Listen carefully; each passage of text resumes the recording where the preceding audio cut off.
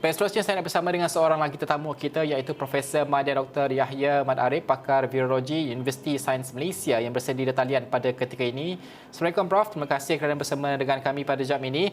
Prof, saya nak membawa Prof kepada kita nak berbincangkan tentang bagaimanakah dengan kerajaan baru nanti untuk menangani pandemik COVID-19. Namun terlebih dahulu, saya mahukan reaksi segera Prof. Kita melihat kes hari ini hampir 23,000 kes dan juga di ICU juga 1,060 di ICU. 500 lebih masih memerlukan bantuan pernafasan. Ini kita kira kategori 4, kategori 5 lah kalau kita lihat.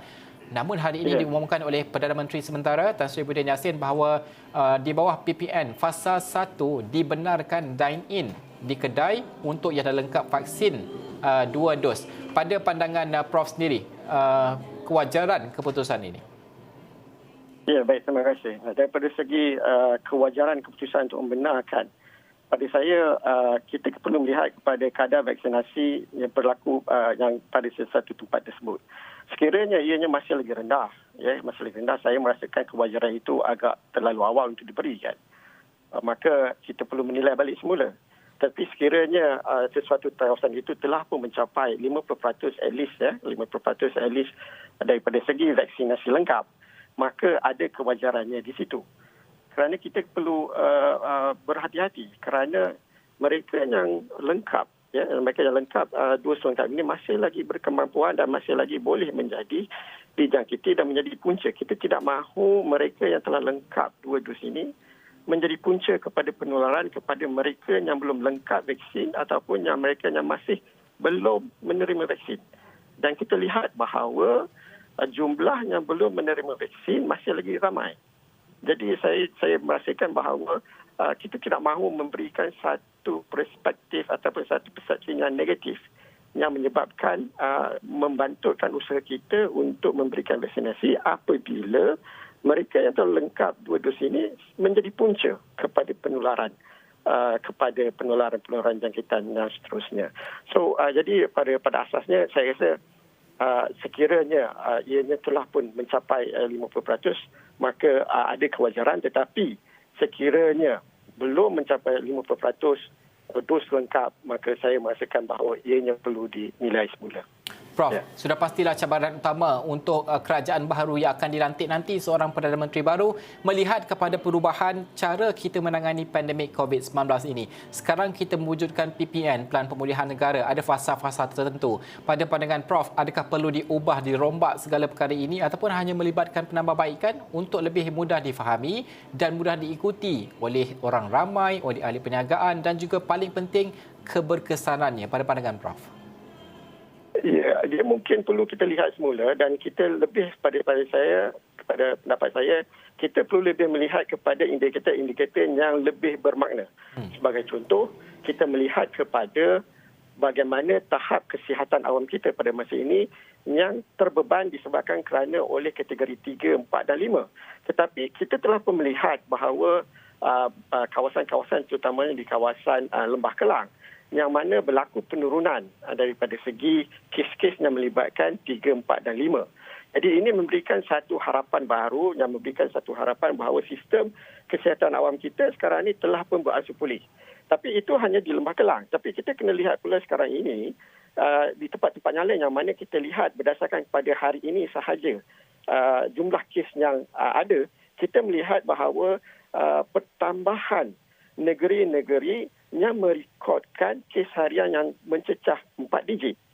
Jadi di situ juga kita perlu memberikan perhatian kepada negeri-negeri yang mempunyai 4 digit ini, bagaimanakah kita nak memastikan bahawa ianya dapat ditangani. Mungkinkah operasi surge capacity yang kita lakukan di Lembah Kelang perlu digunakan modul yang sama untuk menangani situasi-situasi yang melibatkan negeri-negeri yang mempunyai pada masa ini yang mempunyai kes harian yang tinggi sehingga 4 digit. Sebagai contoh, negeri-negeri di utara seperti Kedah, Kedah, Perak dan Pulau Pinang. Begitu juga ada negeri-negeri lain yang juga merekodkan jumlah pertambahan kes ataupun kes harian yang tinggi. So, jadi di sini kita perlu melihat dengan lebih terperinci bagaimanakah kita hendak memastikan sistem kesihatan awam kita ini dapat berfungsi dengan sebaik mungkin. Sebab kita perlu lihat dalam sebuah negara. Kita bukan hanya melihat kepada kes COVID saja. Kita juga melihat kepada masalah-masalah kesihatan yang lain.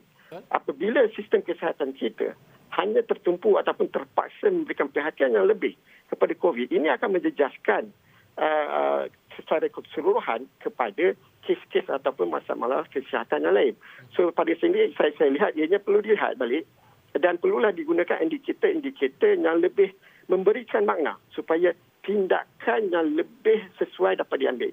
Sebagai contoh lagi, kita perlu juga melihat kepada peratusan yang menerima vaksin. Kalau kita lihat pada masa ini, kita mempunyai kes yang tinggi dan kalau kita lihat kepada mereka yang menerima vaksin adalah juga berbanding yang tidak menerima vaksin, mereka yang tidak menerima vaksin ini masih lagi tinggi, melebihi 70%. Kadang tu ada yang melebihi 80%, yang mana kita tahu resikonya juga adalah tinggi untuk menjadi kategori 3, kategori 4 dan kategori 5. Jadi pada umumnya, kita perlu melihat balik dan perlu menggunakan indikator-indikator yang lebih sesuai untuk kita bertindak dengan lebih tepat dalam menghadapi situasi sekarang ini. Ya, kerana pada akhirnya 80% lebih pun yang kes positif kita saksikan pada ketika ini adalah mereka yang belum ada sejarah vaksinasi, Prof. Bukan itu saja saya nak bincangkan. Kerana saya berbaki 5 minit lagi, Prof. Kalau boleh kita bincangkan, kes broad index ini juga semakin meningkat saban hari kita melihat. Bagaimana untuk kita melihat? Kerana apabila saya berbual dan juga melihat kepada isu ini, salah satu puncanya adalah mereka kebanyakan broad index ini tidak tahu pun mereka ada sejarah ataupun dijangkiti oleh COVID-19. Ini paling penting. Ini juga melihat kepada apabila saya berbincang dan juga melihat dengan pandangan pakar lain dan juga orang ramai sendiri bertanya, mereka mengatakan bahawa sukar untuk mereka membuat ujian saringan sebagai contoh kerana kos yang tinggi, kos yang mahal. Kita ada RTK Kendiri namun harga RM40 sebagai contoh. Kalau untuk seorang, kalau satu keluarga pastilah kos itu tinggi. Bagaimana kawalan ini sedikit sebanyak mampu membantu kita pengesanan awal dan sekaligus mungkin boleh mengurangkan broad index ini? Pandangan saya berkenaan dengan broad index ini ialah berkenaan daripada segi pemantauan semasa proses kuarantin. Apa yang kita lihat sekarang ini adalah kebanyakan kes yang melibatkan 1 ataupun kes 2 hanyalah melibatkan kuarantin di rumah, yang mana individu yang terlibat mungkin tidak mempunyai pengalaman ataupun tidak mempunyai pengetahuan yang secukupnya untuk menilai ataupun untuk assess the situation ataupun untuk menilai keadaan sama ada ianya sudah kepada peringkat perlu mendapat rawatan ataupun tidak. Ini menjadi satu isu. Ya, saya faham bahawa ianya melibatkan kapasiti PKRC kita yang telah pun penuh dan sebagainya, yang menyebabkan kekangan daripada segi untuk ditempatkan di PKRC. Tetapi kita juga perlu melihat kepada alternatif-alternatif lain.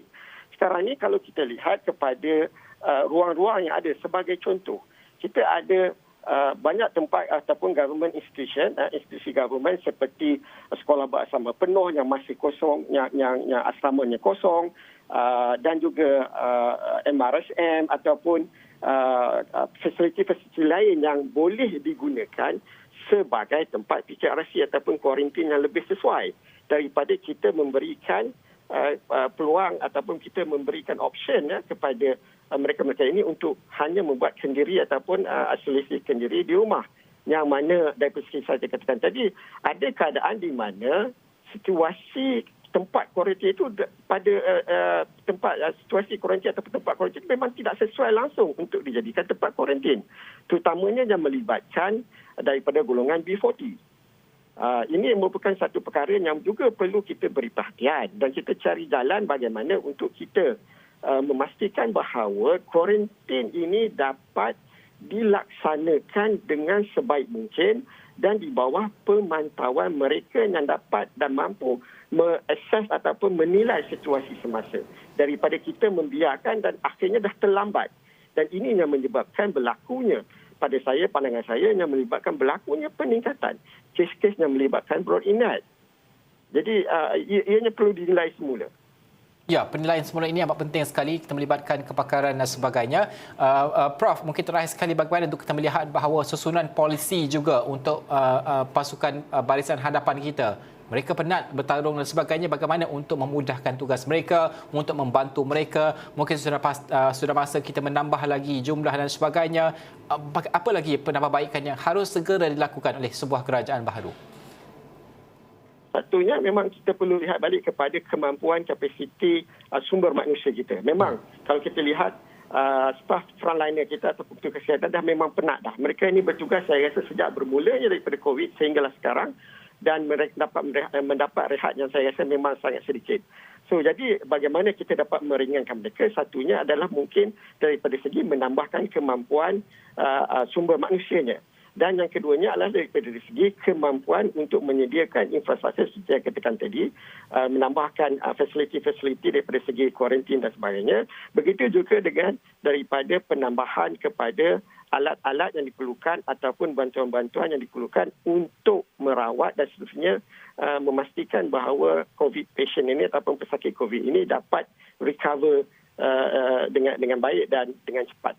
So jadi sebelum ini pun kita telah pun pihak kerajaan telah pun memberikan satu jumlah peruntukan yang sangat banyak untuk kita untuk pihak KKM untuk menguruskan COVID ini, tetapi pada masa yang sama juga kita melihat kepada peningkatan jumlah kes harian yang bermaksud juga bertambahnya juga jumlah pesakit COVID yang perlu diberi perhatian dan dirawat. Jadi ianya perlulah seiring dengan peningkatan supaya ianya dapat diatasi ataupun masalah peningkatan ini dapat diatasi, dan seterusnya dengan vaksin ianya dapat turun semula dan memberikan kelapangan ataupun memberikan keselesaan kepada petugas-petugas barisan hadapan kita.